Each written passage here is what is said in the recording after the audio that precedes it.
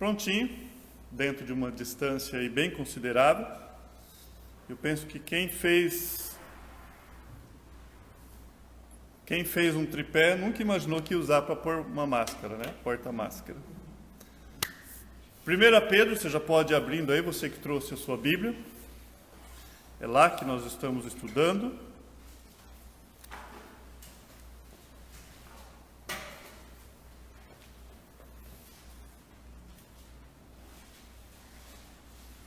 Nós vamos hoje falarmos do capítulo 1, da continuidade, do verso 17 ao 21. Na verdade, do 18 ao 21. Eu só vou ler o 17 para dar o sentido naquilo que nós estamos aprendendo, né, da semana passada. Acho que está tudo ok.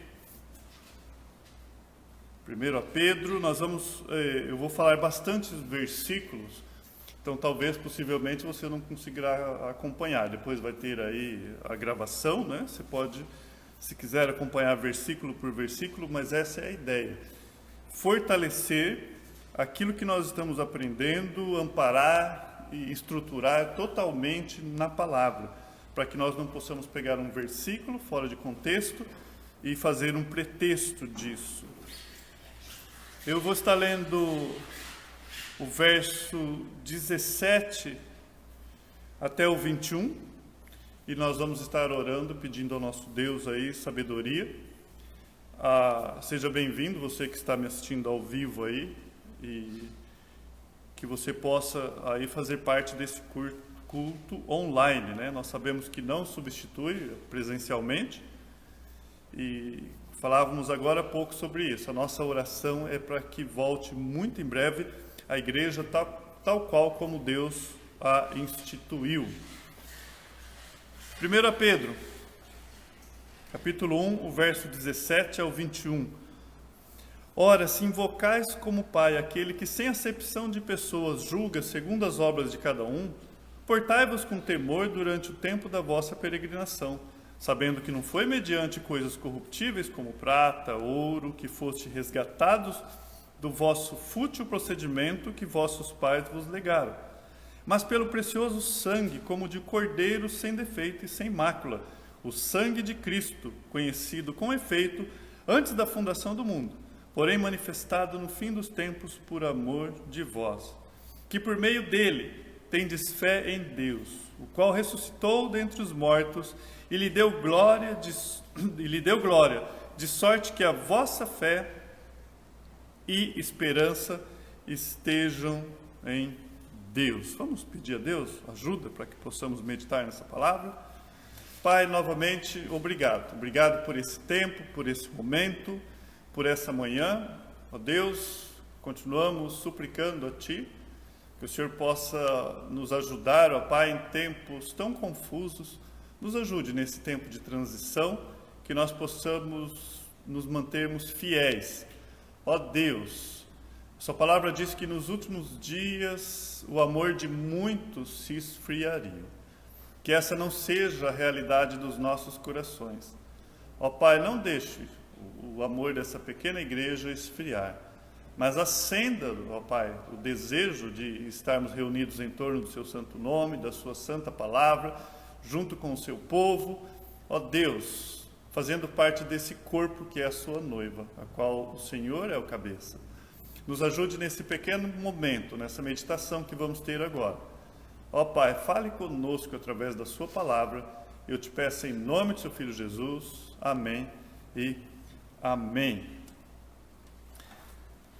Se invocais por Pai, nós falamos a semana passada, aquele que sem acepção de pessoas julga segundo a obra de cada um, andar em temor durante o tempo da vossa peregrinação.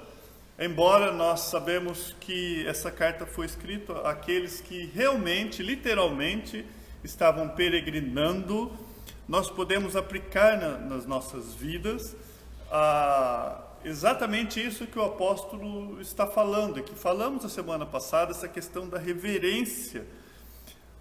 Uma reverência que nós devemos prestar a Deus. Falamos que Deus, Ele vela por isso, Ele preza por isso, E essa reverência primordialmente ou primeiramente para Deus e também aos mais velhos até nós vemos isso. Então são marcas daqueles que receberam a salvação, daqueles que são convertidos. Existem marcas na nossa vida e uma delas é essa reverência, esse temor a Deus. Não é o cara lá de cima, é o nosso Senhor e Deus, que nós chegamos diante dele com temor e tremor através da pessoa de Jesus Cristo.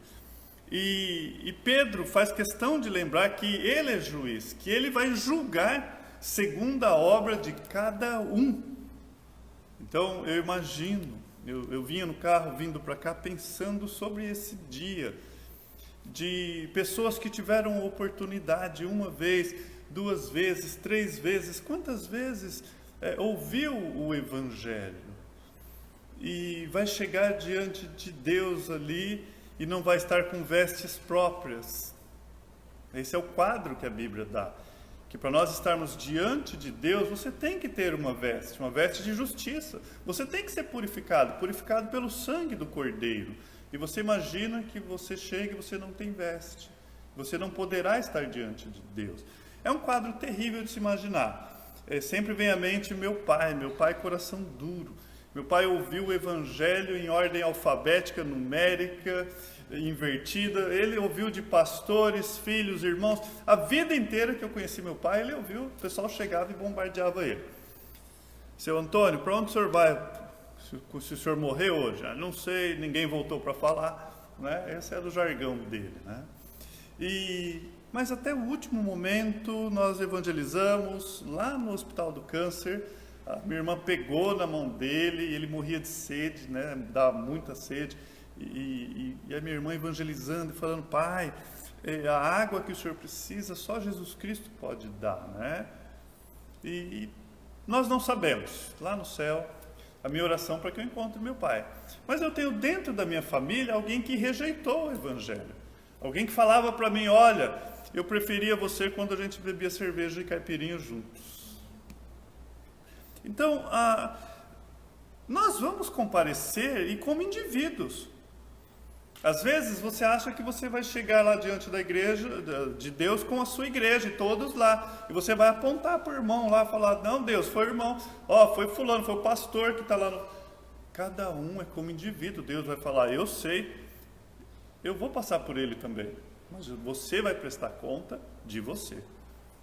Porque eu falei com você, eu te dei oportunidade. Então, a conversão, Pedro fala que traz essa reverência, que traz esse temor. Nós estamos diante daquele que é pai, mas daquele que é juiz. Vamos comparecer diante do tribunal de Deus para prestarmos contas.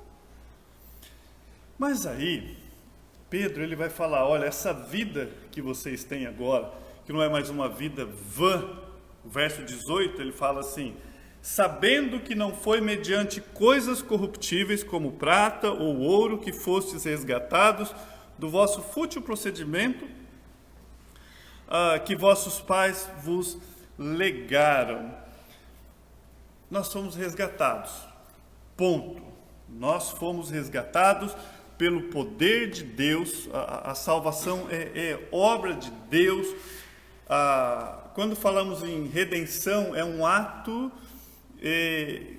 essa palavra ela traz em si um ato de salvar e ajudar alguém que se encontra numa situação terrível, perigosa, aflita. E nós fomos resgatados dessa nossa vã maneira de viver, de uma vida sem sentido. Já aprendemos aqui de terça-feira, nas lives, falando sobre falsos deuses. Que o termo ali para deuses é vaidade. Aquilo que Salomão usa como vaidade é o mesmo que deuses. É falso, vazio, ilusão.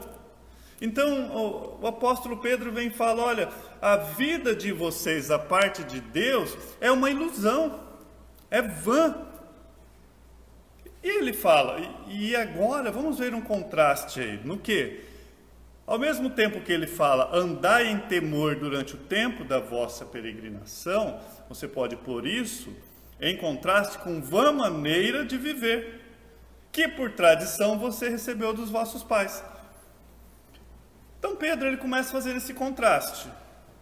Olha, o vosso procedimento, a vossa vida, a vossa maneira de viver, ela tem que ser com temor diante de Deus. Ao contrário disso, é vã. É vã. Então ele vai fazer esse contraste. O verso 17 ele fala assim: andai em temor durante o tempo da vossa peregrinação. 18, sabendo que não foi com coisas corruptíveis, como prata ou ouro, que vocês foram resgatados da vossa vã maneira de viver, que por tradição recebestes dos vossos pais. Tradição que recebemos dos nossos pais. Foram coisas que eles viveram e passaram para nós.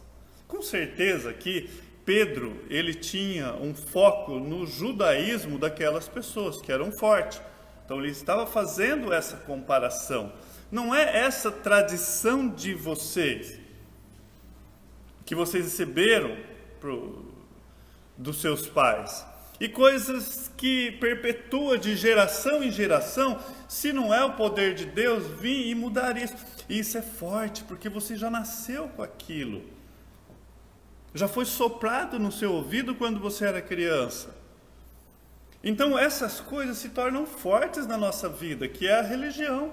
E você cresceu numa família, muitas vezes, que é imergida a isso.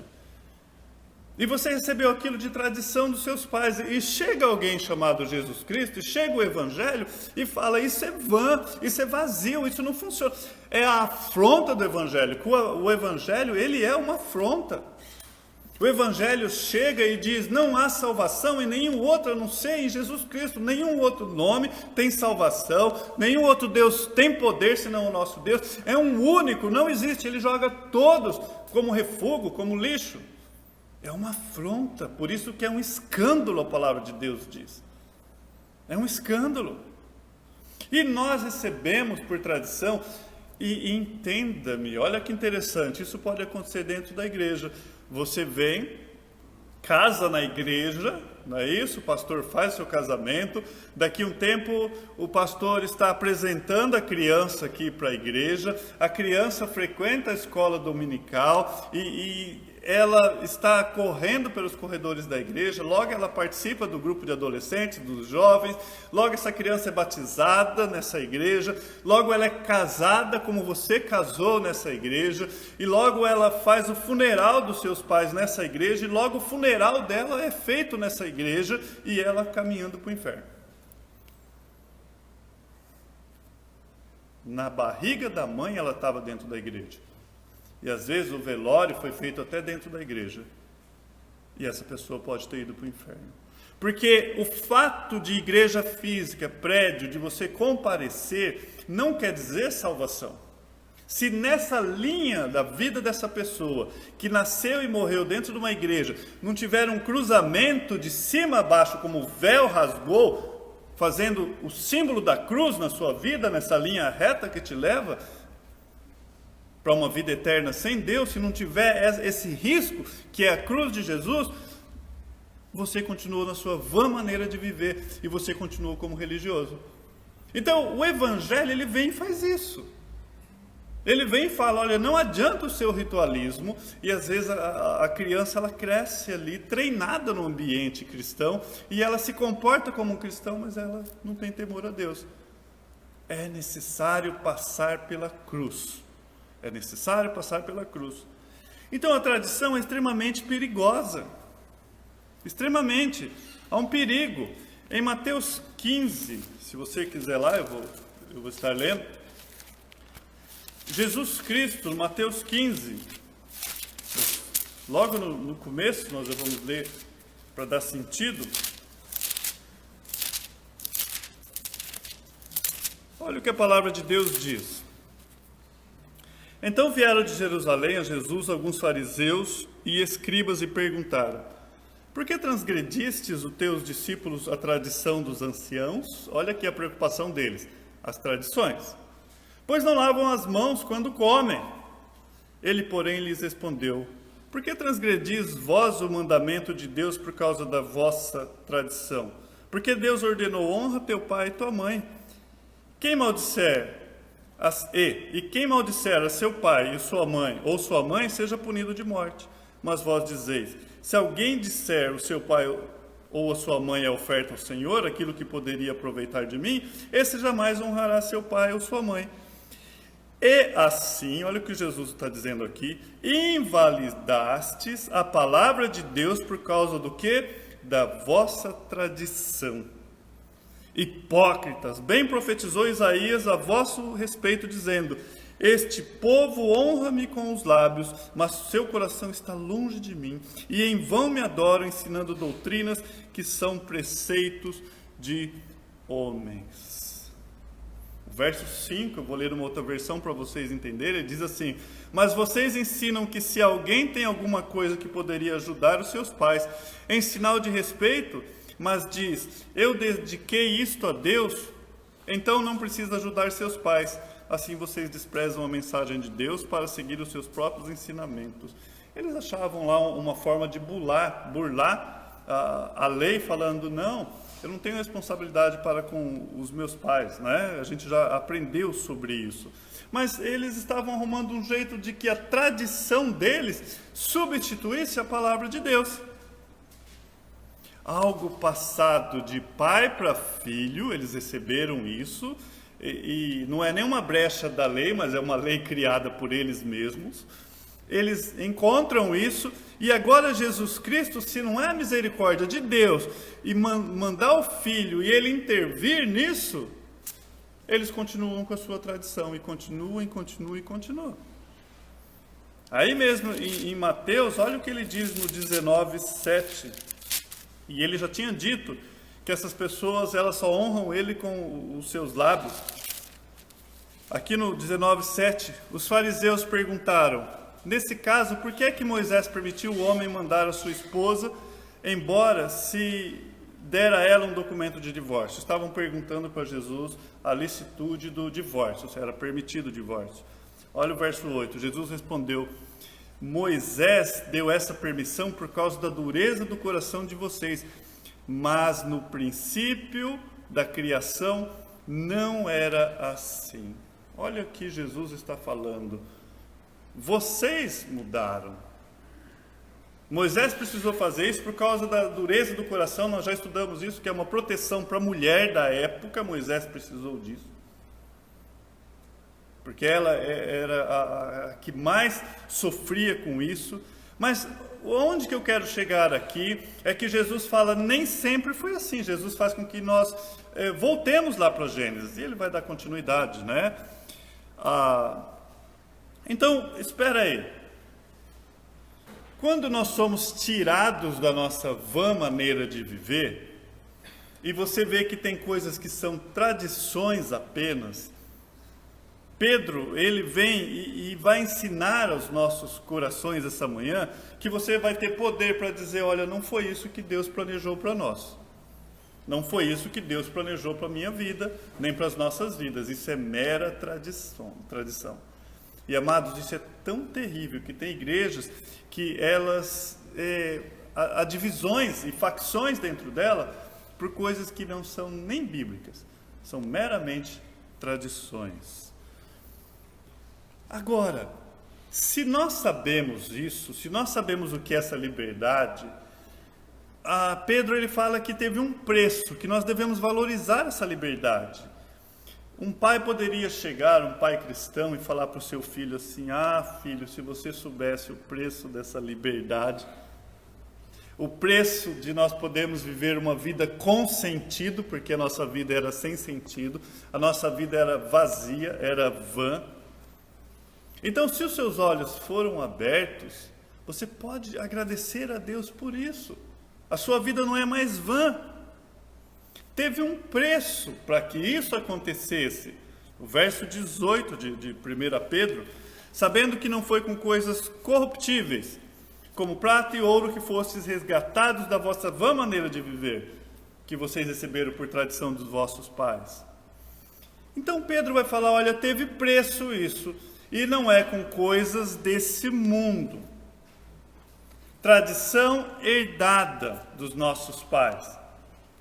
Tradição que nós sabemos que vem de uma vida que, se não é Jesus Cristo, se não é Deus, é de uma vida pecaminosa.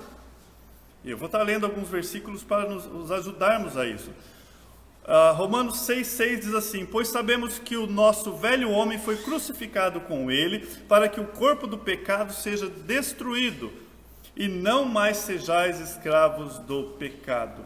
Então você imagina o seguinte: se a palavra de Deus não entrou na vida dos seus pais, o que você está recebendo é uma tradição, e muitas vezes essa tradição, ela é baseada em coisas pecaminosas, de puro interesse. Seus pais faziam aquilo porque ele tinha um interesse especial naquilo lá, e ensina os filhos. E Paulo, lá em Romanos 6, ele continua, 17 e 18, ele fala assim: mas graças a Deus, porque embora vocês tenham sido escravos do pecado, passaram a obedecer de coração a forma de ensino que lhe foi transmitida. Vocês foram libertados do pecado e tornaram-se escravos da justiça. Paulo aqui, ele está agradecendo a Deus. Primeiro, ele fala: graças a Deus, que embora vocês tenham sido escravos do pecado, vocês passaram a obedecer de coração a palavra, o ensino que a vocês foram transmitidos. Olha o que Paulo escreve a Tito no 2,14. E ele se entregou por nós, a fim de nos remir de toda maldade e purificar para si mesmo um povo particularmente seu, dedicado às boas obras. Amados, Deus nos redimiu. Ele nos separou, nos purificou dessa maldade, dessa vã maneira. Lá em Efésios 4, no 22 e 24, quanto à antiga maneira de viver, vocês foram ensinados a despir-se do velho homem, que se corrompe por desejos enganosos. Paulo, quando ele escreve a Efésios, ele fala: vocês aprenderam algo. Então, aqui eu estou dando sustentação para aquilo que Pedro está nos ensinando.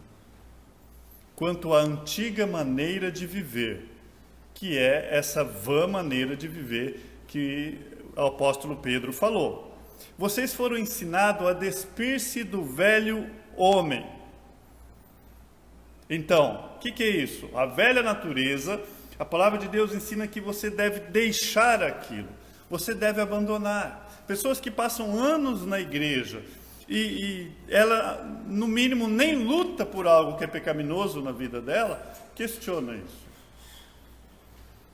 Se pelo menos você vê uma luta, alguém que fala: olha, realmente, teve uma pessoa que chegou a um pastor e falou: pastor, ore por mim, para mim largar do meu vício. E ele falou: não, vem aqui. Pegou a mão dele e falou: ore, pode orar. E ele falou: ó Deus, me ajuda a vencer o meu vício. Aí, em nome de Jesus, amém. Abriu o olho, o pastor falou: vamos orar?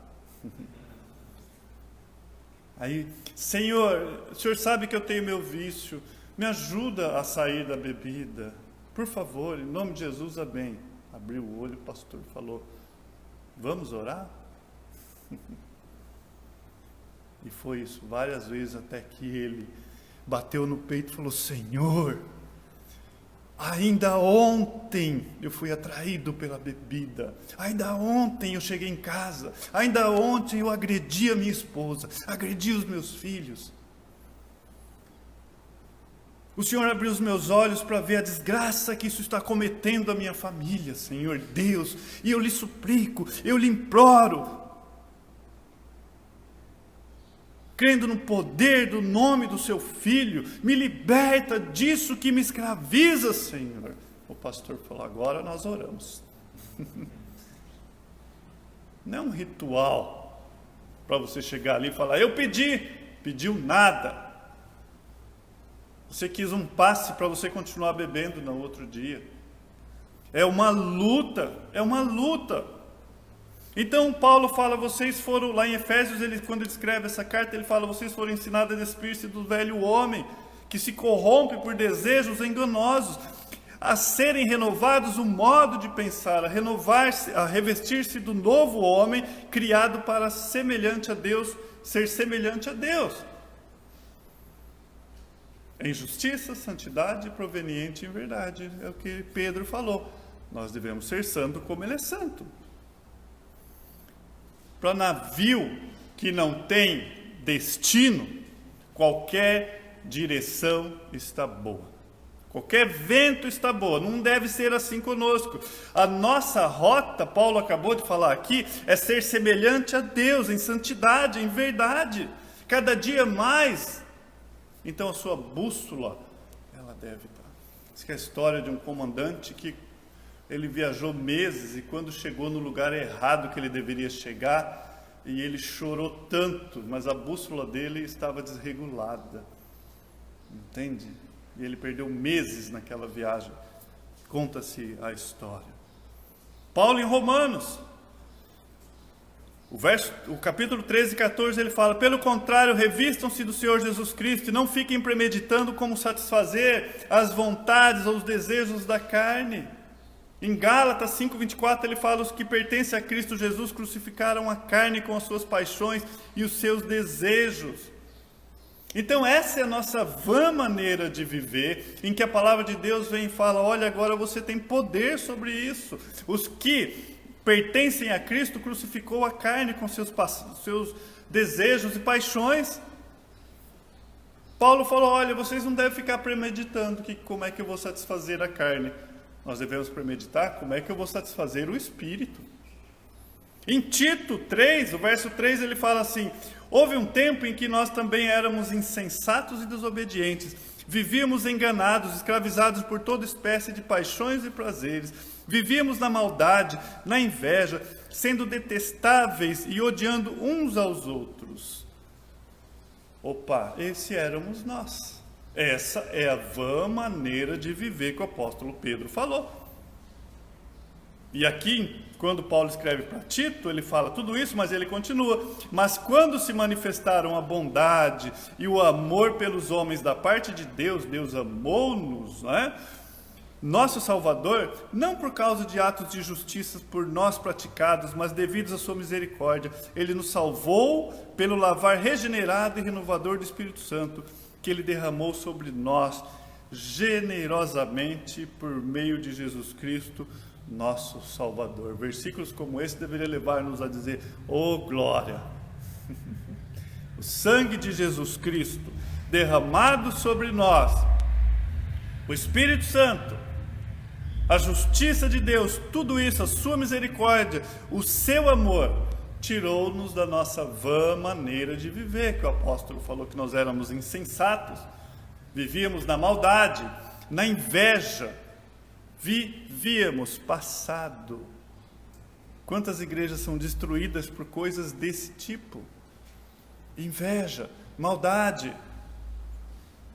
Por que há a seriedade de buscar a santificação na igreja? Por que a seriedade disso? Porque muitas vezes pode acontecer de existir igreja, o pastor achar que está diante da igreja e não está. Está diante de pessoas que elas têm um interesse em comum, uma comunidade ou qualquer outra coisa assim. E não. A igreja, ela é regenerada, os que pertencem a Cristo. E o próprio Pedro, ele já tinha acrescentado luz a esse texto. No 3 e 4. Isso. O 3 ele tinha dito assim, do capítulo 1: bendito Deus e Pai do nosso Senhor Jesus Cristo, que segundo a sua muita misericórdia nos regenerou para uma viva esperança. Ele nos regenerou. Ele nos regenerou. E ele vai falar: não são coisas corruptíveis. Não são corruptíveis. Lá em 1 João, o capítulo 2, verso 16, ele fala: pois tudo que há no mundo, a cobiça da carne, a cobiça dos olhos, a ostentação dos bens, não provém do Pai, mas do mundo. Olha o que Pedro fala na sua segunda carta, avança aí para mim, o capítulo 2.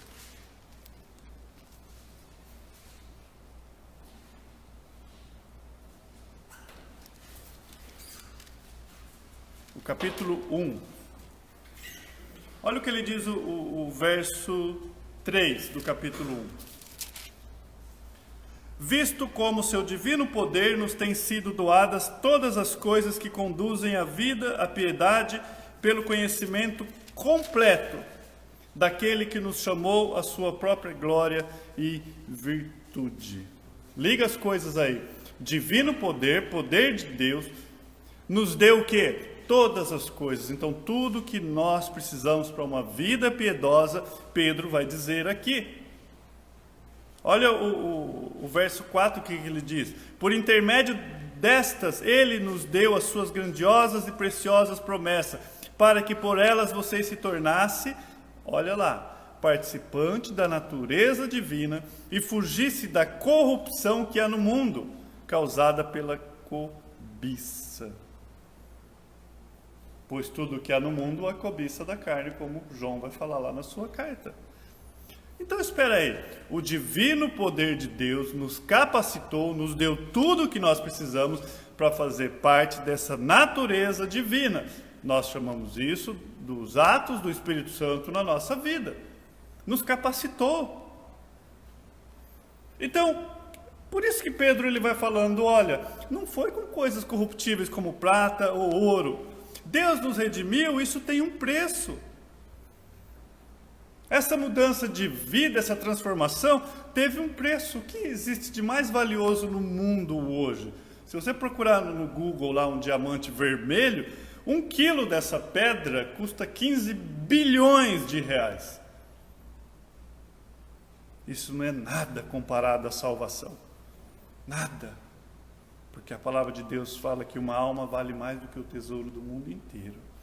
Se alguém te oferecesse 1 quilo desse diamante, a salvação da sua alma, e você fosse convertido já, você ouviria a sua mente algo como: o que daria eu em troca da minha alma? Imagina? Nós sabemos que houve um preço, nossa redenção teve um preço altíssimo. Você ouviria Jesus Cristo falando em Mateus 16, 26, porque aproveitará o homem ganhar o mundo inteiro se perder a sua alma? O que dará o homem em troca da sua alma? Esse tesouro, esse diamante vermelho de alguns bilhões? Então é dessa velha natureza que o Senhor nos resgatou. Isso teve um preço, foi o seu sangue precioso, algo que você não podia fazer. Lá em Gênesis 6, quando Deus tira um raio-x da humanidade, ele fala que toda a inclinação dos pensamentos do coração são inclinados somente para o mal. Gênesis 6, 5, essa é a nossa realidade. Agora, através do poder do Espírito Santo, você pode dizer: não, eu posso e devo inclinar os meus pensamentos para o bem, para as coisas que são de Deus. Por isso que Paulo, quando escreve aos Coríntios, ele fala assim: olha, as coisas de Deus se discernem espiritualmente. Quem não tem o Espírito não aceita as coisas que vêm do Espírito. Ele fala em 1 Coríntios 2,14. Pois lhe parece loucura. Não são capazes de entender por quê? Porque se discernem espiritualmente. Por isso que Pedro, no verso 18, ele está falando, sabendo que não foi com coisas corruptíveis como prata ou ouro que vocês foram resgatados, mas por um cordeiro, precioso sangue. É possível aqui que Pedro ele esteja lembrando uma passagem do Antigo Testamento, porque lá em Êxodo 30, o verso 13 ao 15, você lê assim: cada recenseado contribuirá com 6 gramas, com base no peso padrão do santuário, que tem 12 gramas. As 6 gramas são uma oferta ao Senhor. Todos os alistados da idade de 20 anos para cima darão ao Senhor essa oferta. Os ricos não contribuirão com mais, nem os pobres darão menos que 6 gramas quando apresentarem a oferta ao Senhor como propiciação para as suas vidas. Então Pedro está falando agora, não é mais isso. Não é mais essa redenção temporária que Deus permitiu que os israelitas comprassem com dinheiro ali em Êxodo 30. Nenhuma quantia poderia redimir a alma de um pecador. do inferno, da escravidão, do pecado. Isaías 52, 3, ele fala assim: pois assim diz o Senhor, vocês foram vendidos por nada, e sem dinheiro vocês serão resgatados. Essa é uma verdade. Verdade a qual Satanás ele tenta impedir você de entender. Paulo, quando ele escreve a segunda carta aos Coríntios, o capítulo 4, o verso 3, ele fala assim: pois se o nosso evangelho está encoberto para os que estão perecendo, é que está encoberto.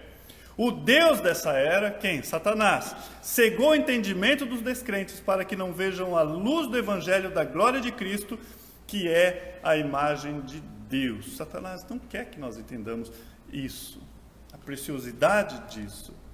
Mas agora nós somos livres. Somos livres. Davi, em 1 Crônicas 29, 10, 11, ele fala assim, a narrativa diz assim: Davi louvou o Senhor na presença de toda a assembleia, dizendo: bendito sejas, ó Deus de Israel, nosso Pai, de eternidade a eternidade. Teus, ó Senhor, são a grandeza, o poder, a glória, a majestade e o esplendor, pois tudo que há nos céus e na terra é teu. Teu, ó Senhor, o reino, tudo está acima de tudo. E olha como ele continua o verso 17 e 18. Sei, ó meu Deus, que sondas o coração e que te agradas com integridade. Tudo o que dei foi espontaneamente, com integridade de coração. E agora vi com alegria, com quanta disposição o teu povo que aqui está tem contribuído. Ó Senhor Deus dos nossos antepassados, Abraão, Isaque e Israel, conserva para sempre esse desejo no coração do teu povo e mantenha o coração deles leal a ti. Nós poderíamos fazer a oração de Davi: Senhor, mantenha o coração da sua igreja, conserva, Senhor. Voltemos ao texto base, sabendo que não foi, verso 18, com coisas corruptíveis. O verso 19, mas pelo sangue precioso, mas pelo precioso sangue, como de cordeiro, sem defeito e sem mácula, o sangue de Cristo. Pedro valoriza a obra de Cristo. Quando você vai no 2:24,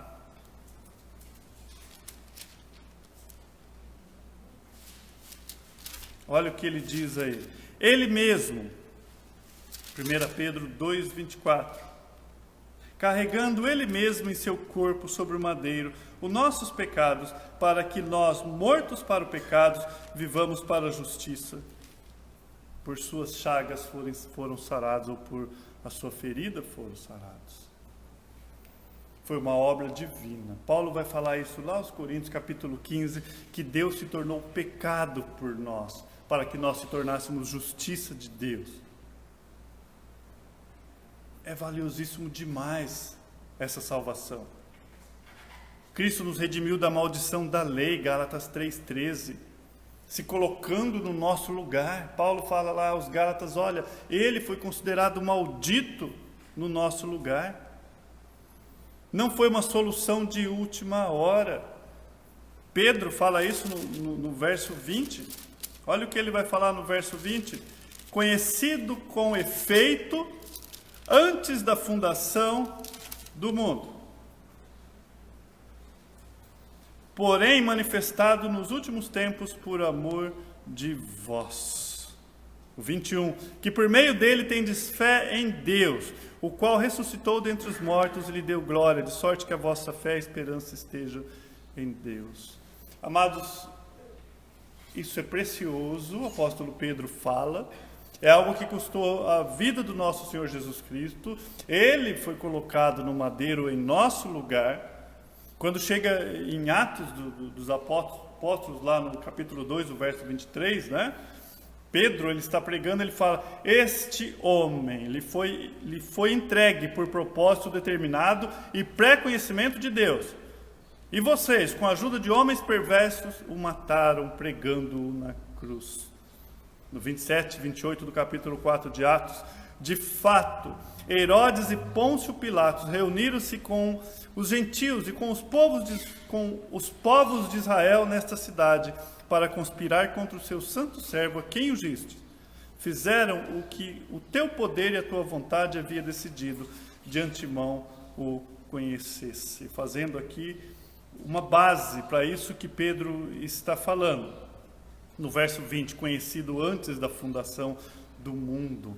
Paulo, quando ele escreve também a segunda carta a Timóteo, verso 1:9, ele fala que nos salvou e nos chamou com uma santa vocação, não em virtude da nossa obra, mas por causa da sua própria determinação e graça. Esta graça nos foi dada em Cristo Jesus desde os tempos eternos.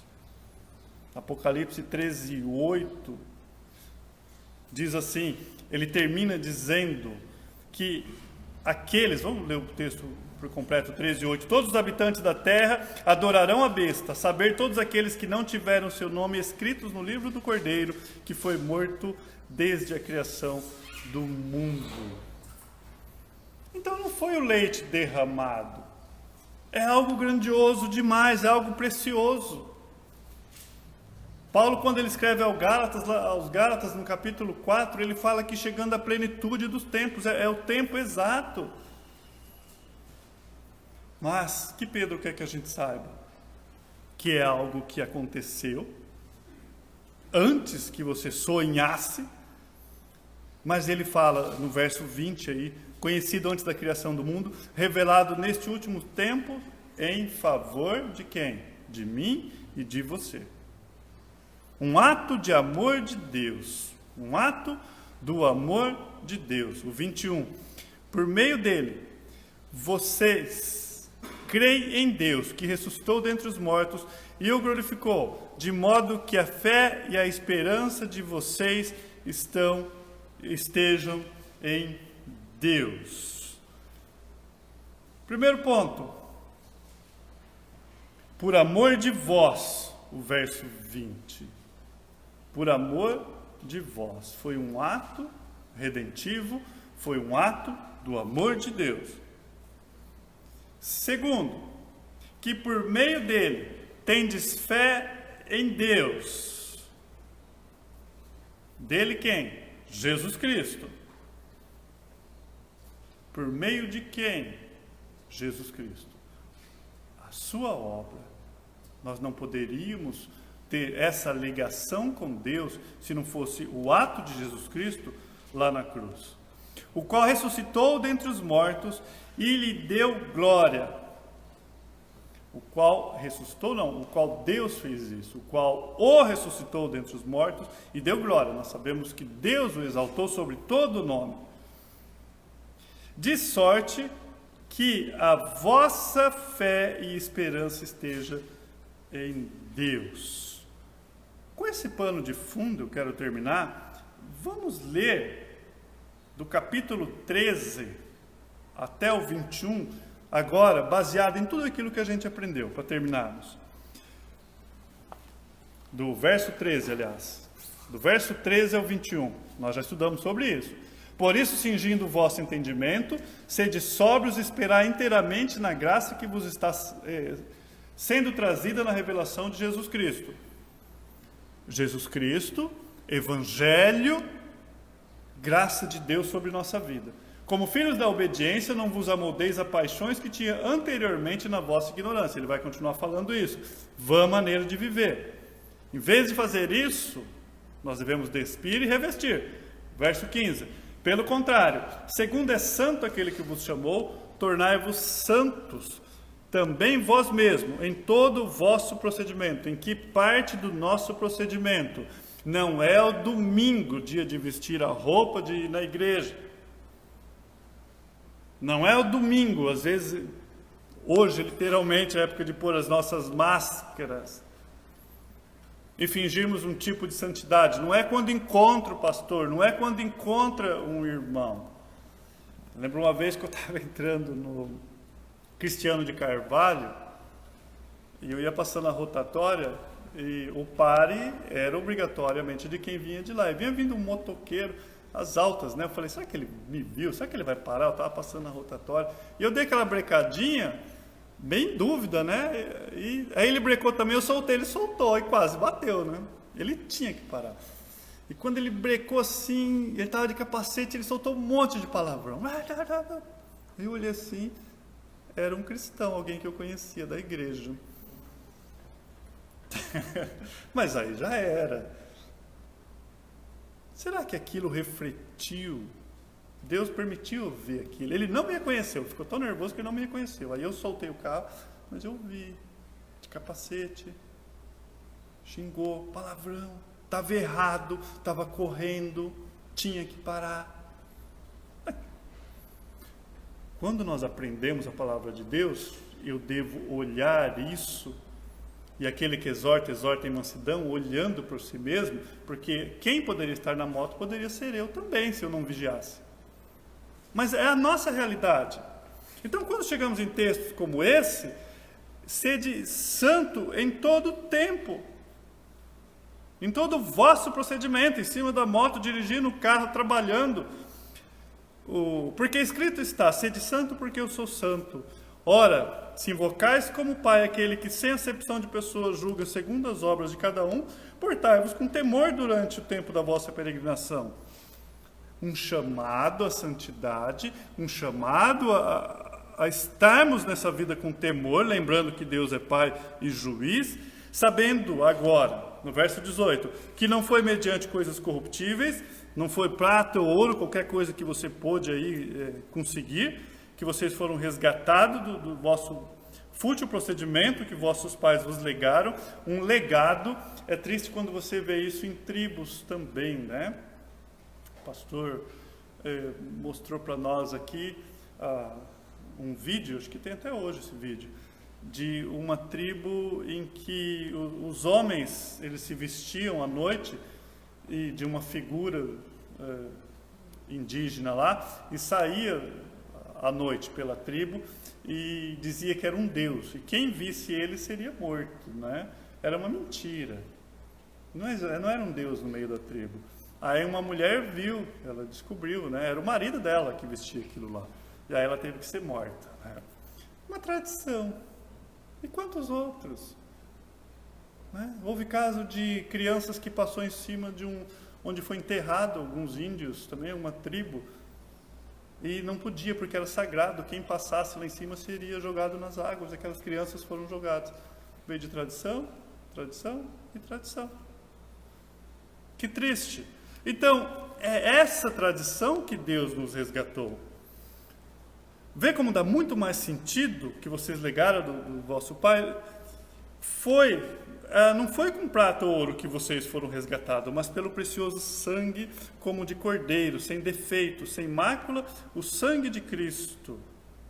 Sem mácula, sem defeito, não é corruptível, não é corrompido como a moeda, conhecido com efeito antes da fundação do mundo, porém manifestado no fim dos tempos. Nós sabemos que o fim dos tempos é a partir da vinda de Jesus Cristo até a sua volta, por amor de vós. Sempre que você lê fim dos tempos aqui no Novo Testamento, entenda isso.